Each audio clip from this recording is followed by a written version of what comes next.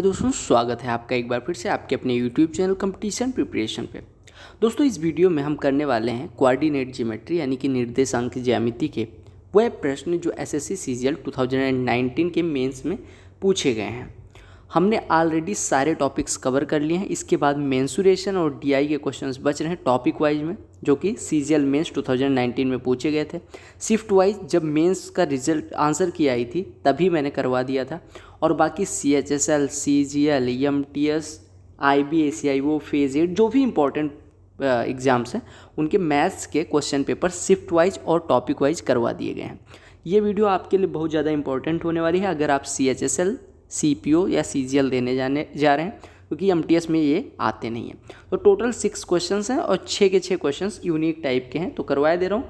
बाकी इसके बाद मेंसुरेशन आएगा और ज्योमेट्री वाली वीडियो अगर अभी तक नहीं देखी, टोटल 43 क्वेश्चंस थे। मैंने आराम से एकदम बेसिक तरीके से कॉन्सेप्ट समझाते हुए, डेरिवेशन करवाते हुए करवा दिया है। 43 क्वेश्चंस इन 78 मिनट्स ओनली, सब कुछ समझाते हुए। तो आप जाके ज़रूर देखिएगा। PDF के लिए टेलीग्राम चैनल ज्वाइन कर लें, लिंक डिस्क्रिप्शन में। और ज्योमेट्री में अगर आपको कोई भी प्रॉब्लम है तो ज्योमेट्री के लिए क्या क्या देखना है आप ज्योमेट्री वाली वीडियो के डिस्क्रिप्शन में चेक कर लीजिएगा। 5-6 वीडियो आप देख लेंगे। 5-6 वीडियो है CHSL की 2018 की, CHSL 2019 की, CHSL 2020, CGL और CGL मेंस। बस इतना करना है, काम खत्म। ठीक है, तो चलो पहले प्रश्न पे आते हैं। देखो, कोऑर्डिनेट ज्योमेट्री जो है वो बिल्कुल भी टफ नहीं है, लेकिन बस आप लोगों को पता नहीं क्यों डर लगता है। वो डर आज दूर हो जाएगा। 6 क्वेश्चन और कोऑर्डिनेट ज्योमेट्री के मैं स्पेशल क्लास भी ले लूँगा, तो टेंशन लेने की कोई ज़रूरत नहीं। टॉपिक वाइज जब हम करेंगे, क्लासेस स्टार्ट करेंगे, काफ़ी टॉपिक्स करवा भी चुका हूँ। अभी जो टॉपिक्स बचे हैं उन सबको एडवांस लेवल के मैं क्लासेस ले लूँगा, तो आपका सारा डाउट क्लियर हो जाएगा। प्रश्न देखिएगा, क्या the graphs of the equations 3x - 20y - 2 = 0 and 11x - 5y + 61 = 0 intersect at P, जिसका कोऑर्डिनेट दिया गया AB। What is the value of a² + b² - ab divided by a² - b² + ab। कहा गया दो समीकरण दिए गए हैं, आपको ऐसा सिंगल पावर में इक्वेशन दिखे तो वो लाइन का इक्वेशन होता है। अगर सिंगल पावर में है तो लाइन का इक्वेशन होगा। ठीक है, यानी 3x - 20y - 2 भी लाइन का इक्वेशन है, और 11x - 5y + 61 = 0 ये भी लाइन का इक्वेशन। कहा गया ये दोनों जो लाइन्स हैं वो P पॉइंट पे इंटरसेक्ट करती हैं। P पॉइंट का कोऑर्डिनेट A और B दिया गया है, तो आपको ये सॉल्व करने को दिया गया, यानी आपको A और B की वैल्यू पता होनी चाहिए, तभी आप ये कर पाएंगे। ठीक है, तो देखिएगा कैसे करना है। अगर ये दोनों इंटरसेक्ट करते हैं पॉइंट P पे, तो जो P का निर्देशांक होगा उसके लिए हमें इन दोनों इक्वेशंस को सॉल्व करना होगा। सॉल्व करना आपको आता होगा, दो इक्वेशन दे दिए जाएँ तो वहाँ से दोनों वेरिएबल की वैल्यू आप सॉल्व करके निकाल सकते हैं। सॉल्व करने के बाद जो x की वैल्यू आएगी और y की वैल्यू आएगी, उसको x और y के फॉर्म में लिख देंगे। इसको बोलते हैं भुज, इसको बोलते हैं कोटि। तो यही आपके P का कोऑर्डिनेट हो जाएगा। यानी हम जब निकालेंगे तो P का जो कोऑर्डिनेट आएगा उसे A B बोलें तो A x की वैल्यू हो जाएगी और y की वैल्यू जो आएगी वो B हो जाएगी। और आपका A और B निकलने के बाद हम इसमें वैल्यू पुट कर देंगे, आ जाएगा। तो सॉल्व करिए, सॉल्व करना इंपॉर्टेंट है। ठीक है, तो देखो 3x माइनस, इस इक्वेशन को मैं फिर से लिख दे रहा हूँ, 3x - 20y = 2 लिखा गया है, और इधर 11x - 5y = -61 लिखा गया। अब देखिएगा, अब आपको इन दोनों इक्वेशंस को सॉल्व करना है, उसके बाद आपका आंसर आ जाएगा। तो सॉल्व कैसे करेंगे, देखो 4 से अगर इसमें गुणा करके वो 4 से मल्टीप्लाई करके वो घटा दें तो कितना हो जाएगा। देखो 4 से गुणा करेंगे तो 44x - 3x यानी कि 41x। यहाँ -20y - 20y कट गया, ये बराबर हो गया 4 × 61 यानी -244 हो गया। और इसमें से घटाना क्या है, इसमें से घटाना किसको है, 2 को घटाना है, यानी हमारा 41x = आ गया -246, यही तो आ गया। यानी x बराबर हो गया -6। अब x की वैल्यू किसी में रख के y की वैल्यू निकाल लो। हम सेकंड वाले इक्वेशन में रख रहे हैं, तो सेकंड वाले इक्वेशन में रख दीजिए x बराबर -6, तो हो जाएगा -66 -5y, यानी कि -5y लिख दो और +61 = 0, यानी ये हो गया -5y -66 + 61 यानी -5 = 0, यानी यहाँ से हमारा 5y = आ गया -5, यानी y = हो गया -1। मैंने आपको बताया था कि x की जो वैल्यू आएगी उसे हम क्या बोल देंगे, यहाँ पे देखो a बोल देंगे, यानी a बराबर -6 हो गया, और जो y की वैल्यू आएगी उसे क्या बोल देंगे b, यानी b बराबर आपका -1 हो गया।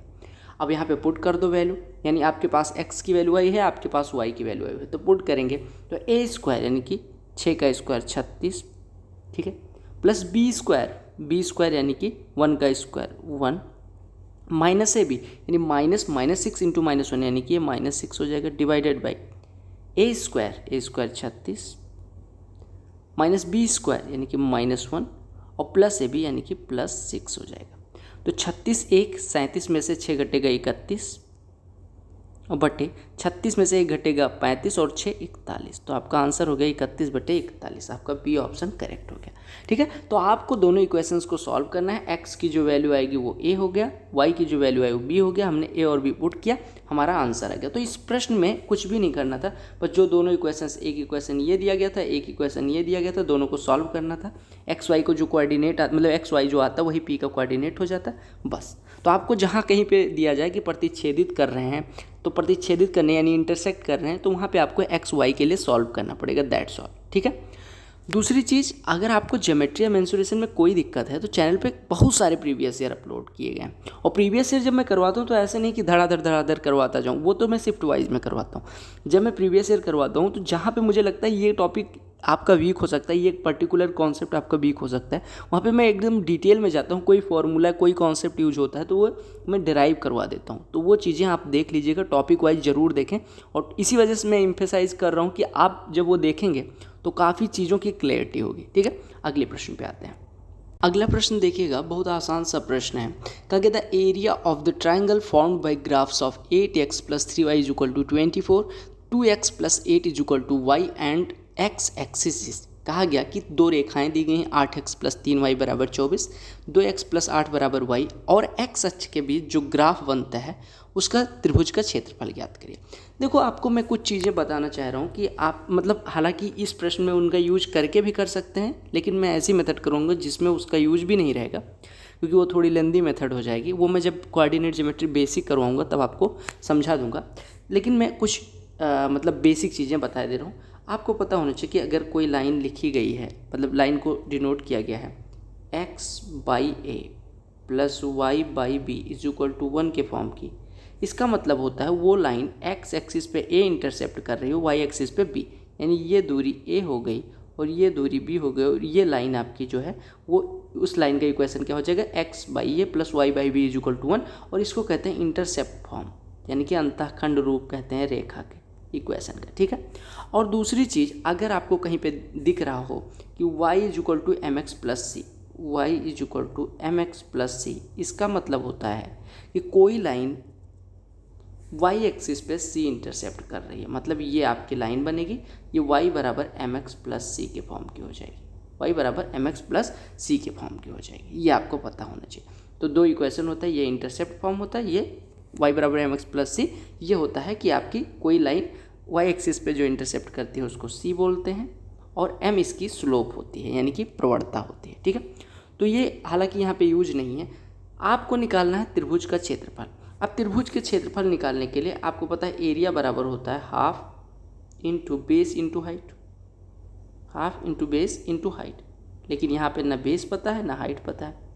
तो आपको क्या करना पड़ेगा, देखो बेस कैसे निकलेगा, मैं यहाँ पे थोड़ी चीज़ें बता दे रहा हूँ। बेस के लिए आप इसका और इसका दोनों में y = 0 पुट कर दो, और जो x कोऑर्डिनेट आए, x की वैल्यू आए, मान लो x1 इससे आ रहा है, x2 इससे आ रहा है, दोनों का अंतर ले लो, x1 - x2, तो जो ये डिफरेंस होगा ये आपका हो जाएगा बेस की लंबाई। क्या करना है आपको, दोनों में y = 0 पुट कर दो। y = 0 पुट करोगे तो x एक्सिस पे कुछ बिंदु आएगा, जैसे मान लो एक रेखा है, यहाँ पे अगर इस बिंदु का निर्देशांक निकालना है तो आपको पता है ये बिंदु जो भी होगा वहाँ पे y = 0 होगा। ऐसे दूसरी रेखा बन रही है, ये हो जाएगा, मान लो ये y = 0 पुट कर रहे हैं तो इधर वैल्यू आ रही है x1, इधर वैल्यू आ रही है x2, तो जो ये ट्रायंगल बना है इसका अगर बेस पूछा जाए तो मतलब आधार पूछा जाए तो आप कहेंगे x1 इधर है और x2 इधर, यानी इन दोनों का अंतर ले लेंगे। अब मान लो यहाँ पे x ये 4 दूरी है और ये 3 दूरी है, तो अंतर आप कहेंगे 3 - 4 -1 होगा, नहीं, बिल्कुल गलत होगा। आपको पता होना चाहिए अगर यहाँ पे -4 इस साइड में आएंगे, लेफ्ट साइड में आएंगे ओरिजिन के, तो माइनस हो जाएगा, यानी ये दूरी कितनी हो जाएगी, 3 - -4, यानी कि 3 + 4 7 हो जाएगा, समझ रहे हो। तो आपको क्या करना पड़ेगा, आपको y = 0 पुट करेंगे, दोनों रेखाओं के इक्वेशन में, वहाँ से x1 और x2 मतलब x की वैल्यू आएगी, जिसको एक को x1 कह देंगे, एक को x2 कह देंगे, और उन दोनों का डिफरेंस ले लेंगे चिन्ह सहित, तो जो आएगा वो बेस हो जाएगा। और हाइट आपको पता है कि इन दोनों को सॉल्व करेंगे, y बराबर जो भी वैल्यू आएगी वो आपकी हाइट हो जाएगी, y की जो वैल्यू होगी वो हाइट हो जाएगी। बस अब इसी को सॉल्व करिए। तो आप सबसे पहले इसमें x बराबर 0 रखना शुरू करिए। x बराबर 0 रखिए दोनों में। x बराबर 0 अगर पहले इक्वेशन में रखोगे तो क्या आ जाएगा, सॉरी y बराबर 0 पुट करोगे तो क्या आएगा, y बराबर 0 पुट करोगे तो यहाँ से x1 बराबर क्या आएगा, यहाँ पे हो जाएगा 8x प्लस 0 बराबर 24, यानी x बराबर हो जाएगा 3, यानी आप कह दीजिए x1 बराबर 3 है। दूसरे में अगर y बराबर 0 पुट करोगे तो 2x plus 8 is equal to 0 हो जाएगा, यानी 2x इज इक्वल टू -8, यानी x is equal to -4, x is equal to -4। अब यहाँ पे x नहीं x2 कह दीजिए। अब इन दोनों का अंतर ले लो, यानी हमारा यहाँ से बेस बराबर आ जाएगा 3 माइनस -4, यानी 3 धन 4 यानी कि 7, बेस आ गया। अब हाइट निकालने के लिए यहाँ पे y के लिए सॉल्व कर लो। तो यहाँ पे आपको पता है कि 2x है, मतलब यहाँ से कुल मिला के सॉल्व करके y की वैल्यू निकालनी है। y की वैल्यू निकालने के लिए आप इसको ऐसे लिख सकते हो, दूसरे वाली इक्वेशन को 2x minus Y is equal to -8, ठीक है। अब दोनों के लिए y कैंसिल कर, मतलब y की वैल्यू निकालनी है तो x कैंसिल करना पड़ेगा। x कैंसिल करने के लिए क्या करना पड़ेगा, 4 से इसमें गुणा कर दो, घटा दो। तो 4 से गुणा करके घटाओगे तो 8x माइनस 8x 0 हो जाएगा, 3y प्लस 4y यानी कि 7y इज इक्वल टू कितना हो जाएगा, 24 माइनस -32 यानी 24 प्लस 32, यही तो हो जाएगा। हमने क्या किया, 2x प्लस 8 बराबर y दिया गया था, हमने लिख लिया 2x माइनस वाई बराबर -8। अब यहाँ पे 4 से गुणा करके हम x कैंसिल कर रहे हैं, तो ये 8x है, यहाँ पे 2x से 4 से गुणा करोगे तो 8x हो जाएगा, घटाएंगे तो कैंसिल हो जाएगा। यहाँ पे 3y है, यहाँ पे -4y, घटाओगे तो 7y आ जाएगा। यहाँ पे 24 है, यहाँ पे -32, 24 और 24 में से -32 घटाओगे तो 24 प्लस 32 बन जाएगा, यानी यहाँ से 7y बराबर आपका आ गया 56, यानी y बराबर 8 आ गया। और y की जो वैल्यू आएगी वो क्या हो जाएगा, आपका हाइट हो जाएगी, यानी आपका बेस आ गया 7, हाइट आ गई 8। तो एरिया कितना हो जाएगा, हाफ इंटू 7 इंटू 8 यानी 56/2 यानी कि 28 सेंटीमीटर स्क्वायर। तो आपका आंसर आ गया। तो आपको पता चल गया बेस कैसे निकलेगा। बेस के लिए दोनों में y बराबर 0 पुट करेंगे तो एक जगह x1 की वैल्यू आ जाएगी, एक जगह x2 की वैल्यू, फिर उन दोनों का डिफरेंस ले लेंगे तो हमारा बेस मिल जाएगा। बेस हमें यहाँ से मिल गया, देख ही रहे होंगे, ये बेस मिल गया। अब बेस आ गया, अब हाइट निकालने के लिए x को एलिमिनेट करना है, यानी y की वैल्यू निकालनी है। सॉल्व करके y की वैल्यू निकाल लेनी, y की जो वैल्यू आएगी वही हो जाएगी हमारी हाइट। हमारी हाइट कितनी होगी, 8। अब बेस पता है, हाइट पता है, तो एरिया ट्रायंगल का आराम से निकल जाएगा, राइट। एक मेथड अभी मैंने इस तरह के प्रश्न की बताई, जैसे यहाँ पे 2 लाइंस दी गई हैं और एक y बराबर 0। y बराबर 0 जो होता है वो x एक्सिस का इक्वेशन होता है। आपको पता होगा कोऑर्डिनेट ज्योमेट्री में 2 एक्सिस, 2D में 2 एक्सिस पढ़ते हैं। ये वाला एक्सिस होता है x, ये वाला होता है y। अब आपको पता है y बराबर 0, x एक्सिस पे कहीं भी बात करें तो y बराबर 0 होगा, यानी कि y डायरेक्शन में चली गई दूरी 0 होगी। यानी अगर y बराबर 0 लिखा है तो वो किस एक्सिस का समीकरण है, एक्स एक्सिस का, यानी कि एक्स एक्सिस का इक्वेशन है। और अगर x बराबर 0 लिख दिया जाए तो y एक्सिस का इक्वेशन। तो आपको ये पता होना चाहिए, कई बार डायरेक्ट प्रश्न आ जाता है कि y बराबर 0 किसका समीकरण है, तो आप कहेंगे x एक्सिस का, और x बराबर 0 y एक्सिस का, ठीक है। हालांकि यहाँ पे इसका कोई यूज नहीं, लेकिन बस मैं बता रहा हूँ कि y बराबर 0 दिया गया, यानी कि x एक्सिस की बात की गई है, यानी 2x plus 5y minus 12 is equal to 0, x plus Y बराबर 3 और x एक्सिस के बीच बने ट्रायंगल का एरिया निकालना है। तो पहली मेथड तो हमने बताई, क्या करना है, हमें पहले y बराबर 0 दोनों इक्वेशन में रख देना है। तो y बराबर 0 रखोगे तो यहाँ से मिलेगा 2x minus 12 is equal to 0, यानी 2x बराबर 12 यानी x बराबर 6 पहले इक्वेशन से मिलेगा। दूसरे में रखोगे तो x बराबर 3 मिल जाएगा। आपसे मैंने कहा था इसको x1 इसको x2 बना दो। अब बेस निकालने के लिए क्या करना पड़ेगा, बेस कैसे आएगा, बेस बराबर होता है x1 माइनस x2, यानी 6 माइनस 3 यानी कि आपका 3 बेस हो गया। हाइट के लिए क्या करना पड़ेगा, अगर हाइट कैलकुलेट करना है तो उसके लिए क्या करना पड़ेगा, दोनों इक्वेशन को सॉल्व करके x को एलिमिनेट करना है, यानी y की वैल्यू निकालनी है। y की वैल्यू निकालने के लिए आपको पता है यहाँ पे 2x है, यहाँ पे x है, तो 2 से गुणा कर दो। तो 2 से गुणा करोगे तो ये बनेगा 2x plus 2y is equal to 6। अब दोनों को घटाओगे तो 5y माइनस 2y यानी कि ये बनेगा 3y, और -12 को इधर कर दो, यानी ये 12 लिखा हुआ है, बराबर बनेगा 12 माइनस 6, यानी 3y बराबर 12 माइनस 6, यानी y बराबर हो जाएगा 6/3, यानी कि y बराबर 2, और y बराबर 2 जो आएगा वही हो जाएगा हाइट। अब आपको पता चल गया हाइट, आपको पता है बेस, तो एरिया क्या होता है यहाँ पे मैं लिख दे रहा हूँ, यानी एरिया बराबर हो जाएगा half into base 3 into height 2, 2 cut गया यानी एरिया आ गया 3। तो एक तो बेसिक तरीका जिससे हमें शॉर्टकट से हम कर सकते हैं। दूसरा तरीका क्या कहता है जो मुझे बताना है यहाँ पे, वो ये कहता है कि आप इनका पॉइंट ऑफ इंटरसेक्शन या ग्राफ ड्रॉ कर लो। पॉइंट ऑफ इंटरसेक्शन लगा के देखो, पॉइंट ऑफ इंटरसेक्शन निकालोगे तो पहले इन दोनों को सॉल्व करोगे तो एक्स और वाई का कुछ कोऑर्डिनेट मिलेगा, फिर इन दोनों को सॉल्व करोगे तो कुछ एक्स वाई का कोऑर्डिनेट मिलेगा, और फिर इन दोनों को सॉल्व करोगे तो फिर एक्स वाई का कोऑर्डिनेट मिलेगा। और आपको पता होगा कि ये x1 y1 अगर माने, ये x2 y2 माने, ये x3 y3 माने, तो किसी भी त्रिभुज के 3 शीर्षों के निर्देशांक हो जाएंगे x1 y1, x2 y2, x3 y3। फिर एरिया कैसे निकलेगा, एरिया बराबर होता है half into x1 into y2 minus y3 plus x2 into y3 minus y1 और plus x3 into y1 minus y2। ये फार्मूला यूज़ कर देंगे तो दूसरी मेथड ऐसे निकाल सकते हैं। हमें क्या करना है, इन दोनों इक्वेशंस को सॉल्व करना है, फिर इन दोनों इक्वेशंस को सॉल्व करना है, फिर इन दोनों इक्वेशंस को सॉल्व करना है। 3 एक्स वाई की वैल्यूज आ जाएंगे, जिसको पहले को x1 y1, दूसरे को x2 y2, तीसरे को x3 y3 कह देंगे, और फिर इस फार्मूले से निकाल लेंगे।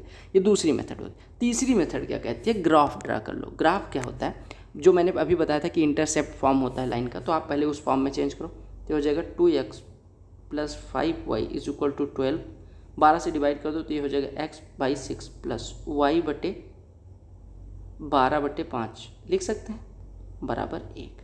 अब इसकी तुलना कर दो x/a plus y/b is equal to 1 से, तो हमें मिलेगा कि भैया ये ग्राफ अगर ड्रा कर रहे हैं तो ये x एक्सिस पे a इंटरसेप्ट मतलब 6 इंटरसेप्ट करती है, कलर चेंज करके लिख दे रहा हूँ, x एक्सिस पे 6 इंटरसेप्ट करती है, y एक्सिस पे यानी b 17/5, तो आप लिख लो। यानी ये इस प्रकार से कुछ आती है, यहाँ पे 6 0 पे इंटरसेप्ट करती है और यहाँ पे 0 17/5 पे इंटरसेप्ट करती है, ठीक है। और दूसरी लाइन दी गई है x plus Y is equal to 3, यानी x एक्सिस पे भी 3, y एक्सिस पे भी 3, यानी x एक्सिस पे 3 यहाँ कहीं पे और y एक्सिस पे 3, यानी कि 3 17/5 से कम है, यानी कि ये इस प्रकार से कुछ लाइन जाती है। ये दूसरी लाइन है, ठीक है, ये आपकी दूसरी लाइन है इस प्रकार से। ये देखो ये दूसरी लाइन है। अब दूसरी लाइन है, ये x बराबर 3 है, y बराबर 3, यानी ये 3 0 पे इंटरसेप्ट करती है। देखो एक मिनट, ये 3 0 हो गया और ये इधर पे कहाँ पे, यहाँ पे 3 0 पे, ये 0 3 पे, ठीक है। अब आपको निकालना है कौन से ट्रायंगल का इक्वेशन, इस वाले ट्रायंगल का, यानी आपको इस वाले ट्रायंगल का क्या निकालना है, इस वाले ट्रायंगल का क्या निकालना है, एरिया निकालना है, इक्वेशन नहीं निकालना है, एरिया निकालना है। अब आपको पता चल गया कि अगर इतना 3 है, पूरा 6 है, तो बेस तो इस वाले ट्रायंगल का कितना हो गया, 3 हो गया, बेस आपको निकल के आ गया।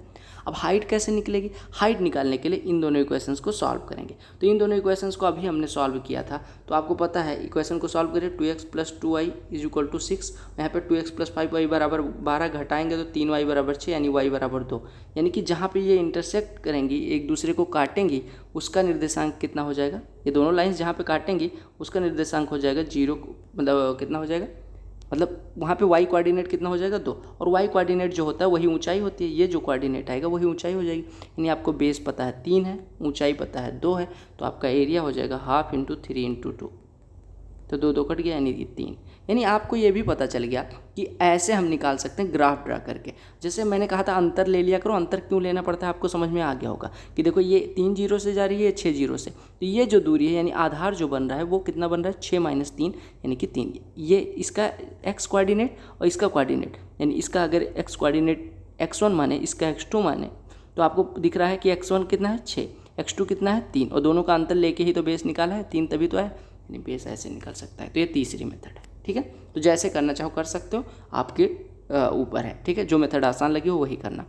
अगला प्रश्न देख लो, क्या कहता है graphs of the linear equation. अब लीनियर इक्वेशन दिया गया तो आपको पता चल गया लाइन है, यानी graphs of the linear equations 3x - 2y is equal to 8, 4x + 3y is equal to 5 intersect at point p alpha beta, what is the value of 2 alpha minus beta. पहले प्रश्न की तरह है, ये दोनों अल्फा बीटा पे intersect करते हैं, काटते हैं एक दूसरे को, तो p की मतलब p अल्फा बीटा के कोऑर्डिनेट जो p का है वो अल्फा बीटा है, तो आपसे वैल्यू पूछी गई है 2 अल्फा माइनस बीटा। यानी आपको दो इक्वेशंस दिए गए हैं, 3x - 2y is equal to 8, दूसरा इक्वेशन आपका दिया गया 4x + 3y = 5। अब इन दोनों इक्वेशंस को सॉल्व कर लीजिए, एक्स वाई की जो वैल्यू आएगी वही अल्फा बीटा हो जाएगा। यहाँ पे 4 से गुणा करो, यहाँ पे 3 से घटा लो दोनों को। 4 से गुणा करोगे तो ये 12x होगा, ये भी 12x कट जाएगा, ये आपका आ जाएगा -8y और -9y बराबर 32 - 15 17, यानी कि -17y = 17, यानी y बराबर कितना आ गया -1। y बराबर -1 हो गया तो y बराबर -1 किसी इक्वेशन में रख दो, हम इसमें रखते हैं तो ये हो जाएगा 3x + 2 = 8, यानी 3x = 6, यानी x = 2, यानी x कोऑर्डिनेट आ गया और y कोऑर्डिनेट। और मैंने आपको बताया कि x कोऑर्डिनेट जो आएगा वो कितना है, यहाँ पे देखो अल्फ़ा, यानी कि ये दिया गया है अल्फ़ा, और ये y कोऑर्डिनेट कितना है बीटा। अब आपसे क्या कहा गया था 2 अल्फ़ा - बीटा, यानी कि 2 गुणे अल्फ़ा की वैल्यू कितनी है 2 माइनस बीटा यानी कि -1, तो 2 दूनी 4 -1 यानी कि +1, 4 1 जोड़ना, कैलकुलेटर का प्रयोग कर लेना। और एक चीज़ विशेष ध्यान रहे, आप जो भी पढ़ रहे हो इसका रिवीजन करना मस्ट है, तो इसका नोट्स बना लेना, ये ना हो कि फिर से आपको वीडियोस देखनी पड़ रही। हाँ, नोट्स में कोई चीज़ नहीं समझ आएगी तो वीडियो नोट कर लेना कि इस प्लेलिस्ट की इस वीडियो में ये है, तो आके सीधे देख लेना। और मैं कहूँगा कि वीडियो जब भी मतलब नोट्स आप जब भी बनाए वीडियो से तो आप लिख लिया करें कि इतने मिनट पर ये प्रश्न है, कि बाद में तो याद रहेगा नहीं कि कब देखा था। तो लिख लो YT competition preparation video this one और इतने मिनट पे ये प्रश्न है, ताकि जब रिवीजन करना हो, मान लो रिवीजन करते टाइम वो कॉन्सेप्ट नहीं दिमाग में क्लिक कर रहा है, कई बार नहीं क्लिक करता है, तो आप सीधे उस वीडियो के उतने टाइम पे आ जाएं, आपका टाइम बच जाए, ठीक है। और मैं इसी वजह से वीडियो इस तरह से बनाता हूँ कि एक भी मिनट आपका बेकार ना जाए। अगर आप एग्जाम के एक दिन पहले रिवाइज कर रहे हैं तो भी आपका 1 मिनट बेकार ना जाए, ठीक है। अगले प्रश्न पे आते हैं, कॉन्सेप्ट समझ में आ रहा होगा। वैसे तो ये प्रश्न करने के बहुत सारे तरीके टीचर बताते हैं, लेकिन जो सबसे बेसिक तरीका मुझे लगा एज ए एस्पिरेंट, जब मैं एस्पिरेंट था तो मुझे जो लगा कि सबसे अच्छे से कौन सी मेथड समझ आ सकती मुझे आती है, वही मेथड मैं समझ रहा हूँ कि आपको भी समझ में सबसे अच्छे तरीके से आएगी। देखो, प्रतिबिंब क्या होता है, आप मान लो कोई तालाब है, उससे मान लो इतनी दूरी पे हो तो आपको प्रतिबिंब उसमें उतनी दूरी पे गहराई पे दिखाई पड़ता है। आप उससे इतनी ऊंचाई पे हो तो वो उतना गहरा, आप थोड़ा और पीछे जाओगे तो ये प्रतिबिंब थोड़ा और पीछे बनेगा, समझ रहे हो। यानी आप जितना दूर पे इधर हो उतनी दूर पे इधर प्रतिबिंब बनता है, यही होता है प्रतिबिंब, समझ रहे हो। अब आपको यही समझ लेना है, कहा गया रेखा y = 3। आपको पता होना चाहिए कि अगर y = a दिया गया है तो आपको पता है y = 0 किस एक्सिस का समीकरण होता है, y = 0 किस एक्सिस का समीकरण होता है, y = 0 होता है x एक्सिस का, ठीक है। अब y = 3 अगर दिया गया है तो y = 3 उस x एक्सिस के पैरेलल उस लाइन का इक्वेशन होगा जो y एक्सिस पे 3 दूरी पे है। अगर आपको दे दिया जाए y = a मतलब हो गया कि x एक्सिस के पैरेलल उस लाइन का इक्वेशन जो y एक्सिस पे a डिस्टेंस पे इंटरसेप्ट करती है, ठीक है। अब देखिएगा, पहले मैं ग्राफ ड्रॉ कर रहा हूँ, ग्राफ से ही आपको समझ में आ जाएगा। ये देखो, ये x एक्सिस हो गया, ये y एक्सिस हो गया, राइट। अब आपसे कहा गया कि देखो x एक्सिस पे 1 2 3 4 5, मैं 5 बनाए ले रहा हूँ। y एक्सिस पे मैं 1 2 3 4 5 6 7 ऐसे कर ले रहा हूँ, 1 2 3 4 5 6 7 8 9। ये समझाने के लिए कर रहा हूँ, आपको एग्जाम में ऐसा नहीं करना है। देखो, अब हमें दिया गया रेखा y = 3, मैंने बताया x एक्सिस के पैरेलल रहेगी, y पे 3 दूरी पे जाएगी, यानी यहाँ से जाएगी, ये हो गया y = 3। x एक्सिस के समांतर है, देखो x एक्सिस के समांतर है और y पे 3 खंड पे जाती है, ठीक है। बिंदु कौन सा दिया गया 5 - 3, यानी x एक्सिस पे 5 डिस्टेंस, y एक्सिस पे -3, y एक्सिस पे निगेटिव आने के लिए नीचे आना पड़ेगा, यानी ये बिंदु है 5 - 3। अब आप ध्यान से देखो, ये जितना दूर इस लाइन से इस साइड में है उतना ही दूर इस साइड में भी होगा, यानी आपका प्रतिबिंब यहाँ कहीं पे बनेगा। अब आप देख लो, देखो x एक्सिस अगर 5 है, देखो यहाँ पे कलर चेंज करके देखो, x एक्सिस पे चली गई दूरी 5 है, तो आपको इसके जस्ट अपोजिट लेना है, मतलब ये लाइन सीधे ऊपर जाएंगे, क्योंकि इधर नीचे की तरफ था, इधर ऊपर की तरफ आएंगे तो x एक्सिस में कोई चेंज नहीं होगा, यानी ये 5 हो जाएगा। और y एक्सिस में आपको पता है यहाँ से कितनी दूरी पे था, देखो देखो 1 2 3 4 5 6 दूरी पे इधर की साइड में था। देखो नीचे की साइड में कितनी दूरी पे था, नीचे की साइड में कितनी दूरी थी 6, तो ऊपर की तरफ 6 यूनिट जाएंगे, तो 3 यहाँ पे है, 4 5 6 7 8 9, तब 6 खंड होंगे। देखो अगर 6 खंड क्रॉस करना है तो 1 2 3 4 5 6, यानी कि 6 खंड अगर ऊपर की तरफ बढ़ना है, 6 खंड दूर बनाना है हमें, तो 3 ऑलरेडी है, इसमें 6 ऐड कर देंगे, यानी कि 9। बस आपको यहाँ से ये समझना था, कॉन्सेप्ट समझाने के लिए मैंने इतना कुछ किया कि देखो अगर y बराबर 3 के पैरेलल है तो x एक्सिस में कोई चेंज नहीं होगा। x एक्सिस का कोऑर्डिनेट 5 दिया गया था तो 5 ही रखेंगे, ठीक है। दूसरी चीज़ आपको पता है कि यहाँ पे y कोऑर्डिनेट कितना है -3 और y बराबर यहाँ पे लाइन में कितना दिया गया है 3, तो इन दोनों का अंतर ले लो। जैसे मतलब वहाँ पे बेस निकालने के लिए अंतर लेते थे, यहाँ पे दूरी निकालने के लिए अंतर ले लो। तो यहाँ पे y1 मान लो, इसको y2 मान लो, तो y1 माइनस y2 कितना हो जाएगा 3 - 3 यानी 6, यानी कि 6 दूरी थी उस बिंदु की उस लाइन से, तो 6 दूरी ऊपर की तरफ कर लो। तो ऊपर की तरफ 6 दूरी को करने के लिए क्या करना पड़ेगा आपको, इस लाइन वाले इक्वेशन में 6 जोड़ देना है, यानी कि 3 6 9 हो गया। समझ में आ गया? फिर से समझिए, देखो ये लाइन y एक्सिस पे 3 ऊपर है, ये वाली 3 नीचे है, यानी टोटल डिस्टेंस हो गई 6। अब ये 3 पे तो ऑलरेडी है, इससे 6 अगर दूरी करनी है तो 9 पे ले जाना पड़ेगा, यानी जो भी प्रतिबिंब होगा उसका y कोऑर्डिनेट तो 9 हो गया।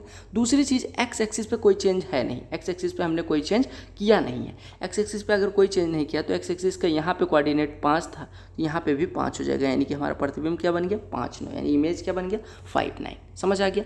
तो आपको ऐसे समझना है। अगला प्रश्न देखिएगा, ऐसा प्रश्न हम कर चुके हैं, बस यहाँ पे उस कॉन्सेप्ट में थोड़ा सा एक कॉन्सेप्ट और ऐड कर दिया गया। कहा गया the graphs of the linear equations 4x - 2y = 10, 4x + ky = 2 intersect at a point A4, the value of k = कहा गया रेखीय समीकरण 4x - 2y = 10। अगर रेखीय समीकरण है इसका मतलब दो रेखाएं हैं, यानी 2 लाइन्स। तो आपको 4x - 2y = 10 पहली रेखा का समीकरण दिया गया, 4x + 4ky = 2 दूसरी रेखा का इक्वेशन दिया गया। अब आपको दिया गया कि ये दोनों A4 पे इंटरसेक्ट करते हैं, समझिएगा, और k की वैल्यू निकालनी। अगर मैं 2 लाइंस ड्रा करूं समझाने के लिए, एग्जाम में नहीं करना है, बस समझने के लिए। एक लाइन मान लो ये है और एक लाइन मान लो ये है, ये दोनों मान लो कि k1 k2 पे इंटरसेक्ट करते हैं, ठीक है। तो k1 k2 जो होगा, ध्यान से देखिएगा, k1 k2 पहली लाइन पे भी लाई करेगा, यानी पहली लाइन पे भी आएगा, और ये k1 k2 दूसरी लाइन पे भी लाई करेगा। और लाई करने का मतलब होता है कि अगर x की जगह पे k1, y की जगह पे k2 रखोगे तो ये सेटिस्फाई करेगा दोनों इक्वेशंस को। जैसे मान लो पहली इक्वेशन की बात करें, मान लो ये k1 k2 पे इंटरसेक्ट करती, तो x की जगह पे k1 यानी 4k1 - 2k2 = 10 हो जाता, और ऐसे दूसरे में 4k1 + kk2 = 2 हो जाता। अगर k1 k2 पे इंटरसेक्ट करती हैं तो इसका मतलब हो गया ये दोनों लाइंस को सेटिस्फाई करेगा, दोनों लाइन पे लाई करेगा। दोनों लाइन पे लाई करने का मतलब दोनों लाइन में x की जगह पे k1, y की जगह पे k2 रख दोगे तो सेटिस्फाई कर जाएगा, यानी कि k1 k2 रख के सॉल्व कर लेना तो आपका आ जाएगा, ठीक है। तो अब जैसे यहाँ पे दिया गया कि दोनों लाइंस a और 4 पे इंटरसेप्ट करती हैं, यानी कि इंटरसेक्ट करती हैं, यानी x की जगह पे आपको क्या रखना है a, और y की जगह पे क्या रखना है 4, और दोनों सेटिस्फाई करेंगे। तो पहले इक्वेशन में x बराबर a रखोगे तो ये बनेगा 4a - 2y है, यानी कि 2 × 4 8 = 10, यानी यहाँ से 4a = 10 + 8 यानी कि 18 बन जाएगा। अब देखिए दूसरे वाले इक्वेशन में x की जगह पे a यानी 4 × a + k × y की जगह पे 4 बराबर 2, 4a की जगह पे 18 रख दो, यानी 18 + 4k = 2, यानी 4k = 2 - 18 यानी -16, यानी k बराबर -4 हो गया। तो यही तो निकालना था आपको, k बराबर -4। तो आपने क्या किया, आपने कहा कि अगर ये A4 पे इंटरसेप्ट करती हैं तो A4 इसमें और A4 इसमें, दोनों में रखने पे ये क्या करेगा, सेटिस्फाई करेगा। तो पहले में रखा तो हमारा 4a = 18 आ गया, फिर ये 4a दूसरे में रखा तो 4a + 4k = 2 आ गया। हमने 4a की वैल्यू यहाँ से रख दी, यानी 18 + 4k = 2, यानी 4k = -16, यानी k बराबर -4। तो k की वैल्यू ही निकालनी थी ये। तो ये थे ज्योमेट्री के कोऑर्डिनेट ज्योमेट्री के प्रश्न जो आपके सीजीएल मेंस में पूछे गए थे।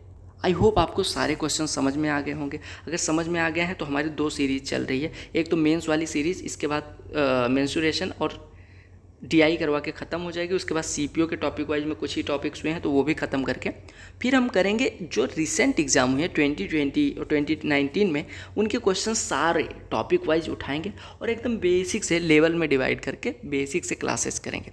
वो भी कब होगा वो सब इन्फॉर्म कर दिया जाएगा। उससे पहले ये प्लेलिस्ट ख़त्म कर लो।